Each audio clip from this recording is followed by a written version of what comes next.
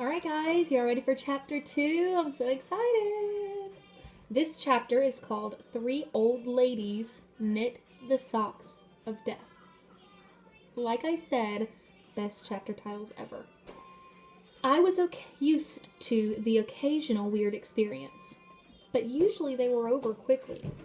This 24/7 hallucination was more than I could handle.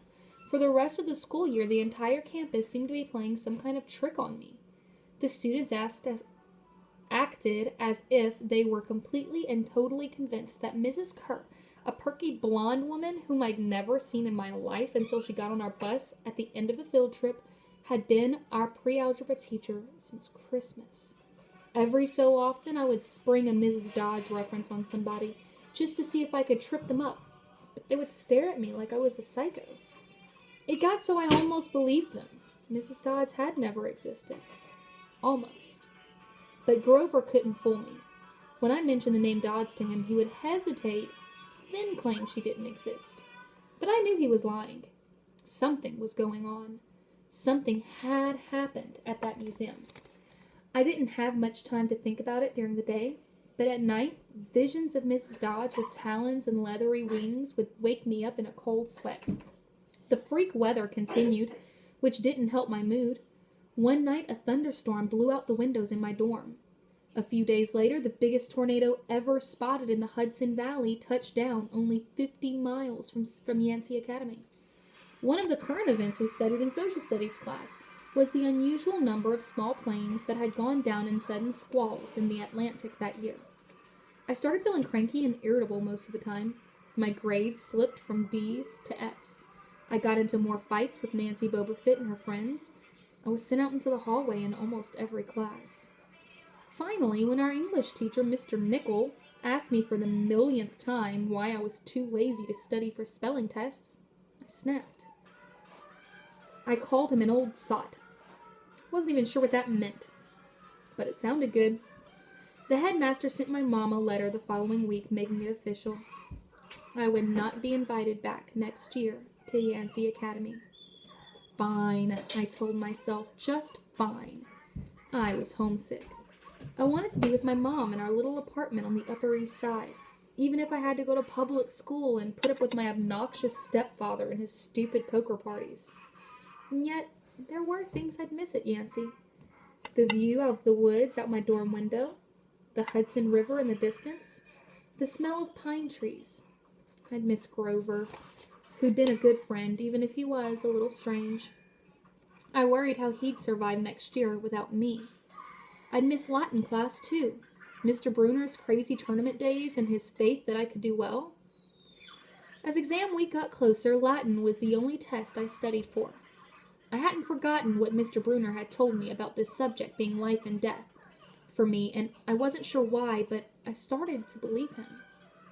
The evening before my final, I got so frustrated I threw the Cambridge Guide to Greek Mythology across my dorm room. Words had started swimming off the page, circling my head, the letters doing 180s as if they were riding skateboards. There was no way I was going to remember the difference between Chiron and Charon, or Polyctes and Polydeuces. And conjugating those Latin verbs? Forget it. I paced the room, feeling like ants were crawling around inside my shirt. I remembered Mr. Bruner's serious expression, his 1,000-year-old eyes. I will accept only the best from you, Percy Jackson.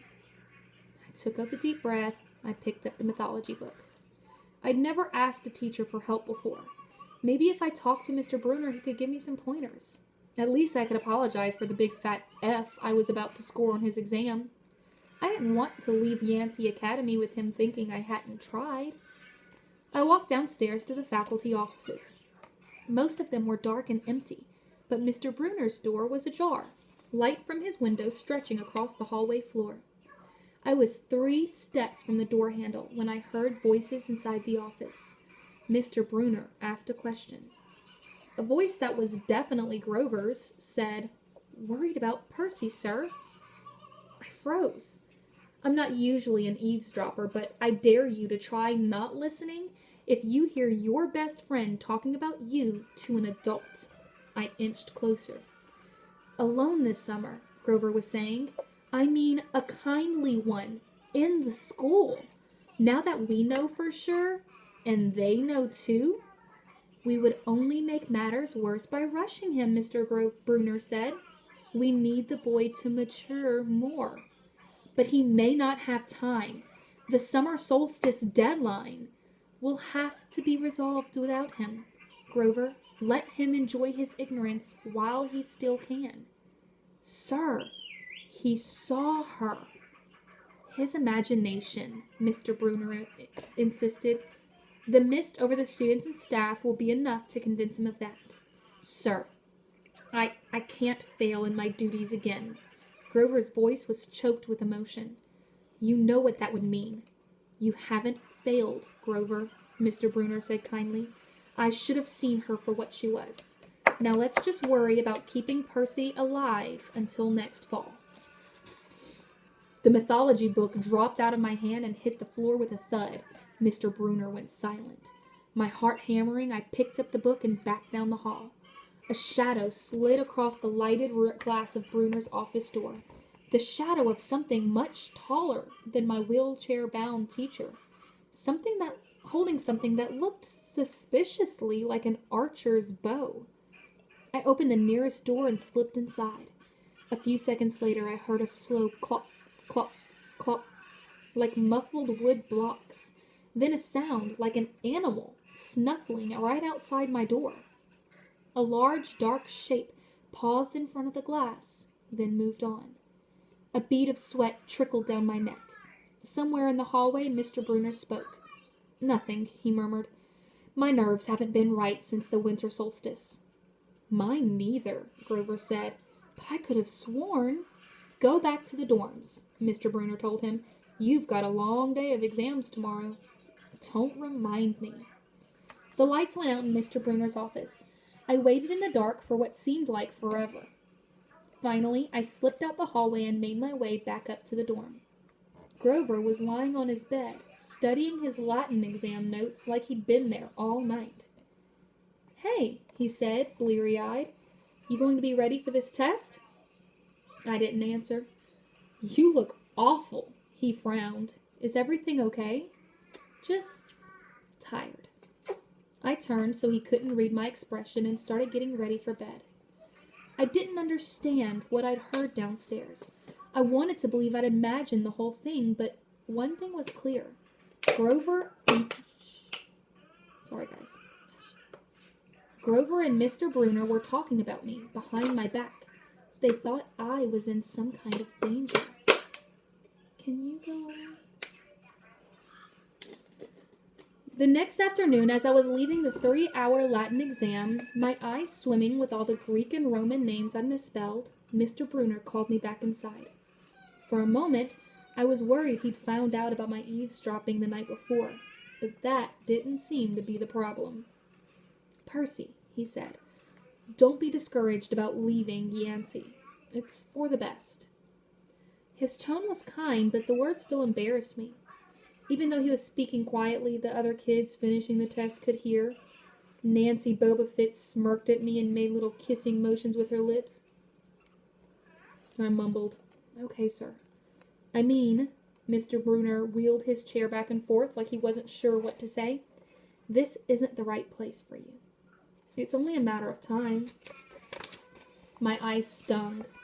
Here was my favorite teacher in front of the class telling me I couldn't handle it. After saying he believed in me all year, now he was telling me I was destined to get kicked out. Right, I said, trembling. No, Mr. Brunner said. Oh, confound it all. What I'm trying to say, you're not normal, Percy. That's nothing to... Thanks, I blurted. Thanks a lot, sir, for reminding me. Percy! But I was already gone. On the last day of the term, I shoved my clothes into my suitcase. The other guys were joking around, talking about their vacation plans. One of them was going on a hiking trip to Switzerland. Another one was cruising the Caribbean for a month. They were juvenile delinquents like me, but they were rich juvenile delinquents. Their daddies were executives or ambassadors or celebrities. I was a nobody from a family of nobodies. They asked me what I'd be doing this summer, and I told them I was going back to the city. What I didn't tell them was that I'd have to get a summer job, walking dogs or selling magazine subscriptions, and spend my free time worrying about where I'd go to school in the fall. Oh, one of the guys said, that's cool. They went back to their conversation as if I'd never existed. The only person I dreaded saying goodbye to was Grover. But as it turned out, I didn't have to. He'd booked a ticket to Manhattan on the same Greyhound as I had. So there we were, together again, heading into the city. During the whole bus ride, Grover kept glancing nervously down the aisle, watching the other passengers. It occurred to me that he always acted nervous and fidgety when we left Yancey, as if he expected something bad to happen. Before, I'd always assumed he was worried about getting teased, but there was nobody to tease him on the Greyhound. Finally, I couldn't stand it anymore. I said, "Looking for kindly ones?" Grover nearly jumped out of his seat. What do you mean?" I confessed about eavesdropping on him and Mr. Bruner the night before the exam. Grover's eye twitched. "How much did you hear?" "Oh, not much. What's the summer solstice deadline?" He winced. "Look, Percy, I was just worried for you. See, I mean, hallucinating about demon math teachers. Grover. And I was telling Mr. Bruner that maybe you were overstressed or something because there was no such person as Mrs. Dodds and... Grover, you're a really, really bad liar." His ears turned pink. From his shirt pocket, he fished out a grubby business card. "Just take this, okay, in case you need me this summer." The card was in fancy script, which was murder on my dyslexic eyes. But I finally made out something like Grover Underwood, Keeper, Half-Blood Hill, Long Island, New York. "What's Don't say it aloud," he yelped. "That's my, summer address." My heart sank. Grover had a summer home? I'd never considered that his family might be as rich as the others at Yancey. "Okay," I said glumly. "So, like, if I want to come visit your mansion." He nodded. Or if you need me." "Why would I need you?" It came out harsher than I meant it to. Grover blushed right down to his Adam's apple. "Look, Percy, the truth is, I kind of have to protect you." I stared at him. All year long, I'd gotten into fights keeping bullies away from him. I'd lost sleep wondering that he'd get beaten up next year without me. And here he was acting like he was the one who defended me. "Grover," I said, "what exactly are you protecting me from?" There was a huge grinding noise under our feet. Black smoke poured from the dashboard and the whole bus filled with a smell like rotten eggs. The driver cursed and limped the Greyhound over to the side of the highway. After a few minutes clanking around in the engine compartment, the driver announced that we'd all have to get off. Grover and I filed outside with everybody else. We were on a stretch of country road. No place you'd notice if you didn't break down there. On our side of the highway was nothing but maple trees and litter from passing cars. On the other side, across 4 lanes of asphalt, shimmering with afternoon heat, was an old-fashioned fruit stand. The stuff on sale looked really good. Heaping boxes of blood-red cherries and apples, walnuts and apricots, jugs of cider, and a clawfoot tub full of ice. There were no customers, just 3 old ladies sitting in rocking chairs in the shade of a maple tree, knitting the biggest pair of socks I'd ever seen. It's a connection to the chapter title. I mean, these socks were the size of sweaters, but they were clearly socks. The lady on the right knitted one of them, the lady on the left knitted the other, the lady in the middle held an enormous basket of electric blue yarn. All 3 women looked ancient, with pale faces wrinkled like fruit leather, silver hair tied back in white bandanas, bony arms sticking out of bleached cotton dresses. The weirdest thing was, they seemed to be looking right at me. I looked over to Grover to say something about this and saw that the blood had drained from his face. His nose was twitching. "Grover?" I said. "Hey, man, tell me they're not looking at you. They are, aren't they?" "Yeah, weird, huh? You think those socks would fit me? Not funny, Percy, not funny at all. The old lady in the middle took out a huge pair of scissors, gold and silver, long-bladed like shears. I heard Grover catch his breath. We're getting on the bus, he told me. Come on. What? I said. It's 1,000 degrees in there. Come on. He pried open the door and climbed inside, but I stayed back. Across the road, the old ladies were still watching me. The middle one cut the yarn, and I swear I could hear that snip across 4 lanes of traffic. Her 2 friends balled up the electric blue socks, leaving me wondering who they could possibly be for, Sasquatch or Godzilla. At the rear of the bus, the driver wrenched a big chunk of smoking metal out of the engine compartment. The bus shuddered, and the engine roared back to life. The passengers cheered. Darn right, yelled the driver. He slapped the bus with his hat. Everybody back on board. Once we got going, I started feeling feverish, as if I'd caught the flu. Grover didn't look much better. He was shivering and his teeth were chattering. Grover? Yeah? What are you not telling me? He dabbed his forehead with his shirt sleeve. Percy, what did you see back at the fruit stand? You mean the old ladies? What is it about them, man? They're not like Mrs. Dodds, are they? His expression was hard to read, but I got the feeling that the fruit stand ladies were something much, much worse than Mrs. Dodds. He said, just tell me what you saw. The middle one took out her scissors and she cut the yarn. He closed his eyes and made a gesture with his fingers that might have been crossing himself, but it wasn't. It was something else. Something almost older. He said, you saw her snip the cord. Yeah, so? But even as I said it, I knew it was a big deal. This is not happening, Grover mumbled. He started chewing at his thumb. I don't want this to be like the last time. What last time? Always 6th grade. They never get past 6th. Grover, I said, because he was really starting to scare me. What are you talking about? Let me walk you home from the bus station. Promise me. This seemed like a strange request to me, but I promised he could. Is this like a superstition or something? I asked. No answer.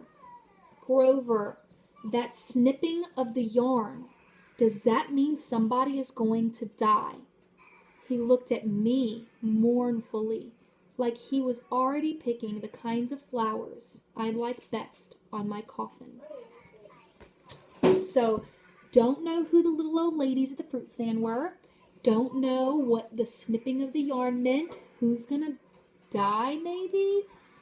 Grover's looking at Percy like he's gonna pick out the flowers for his coffin. I don't know, but I'm excited to find out. Stay tuned for chapter 3 tomorrow. Bye, guys.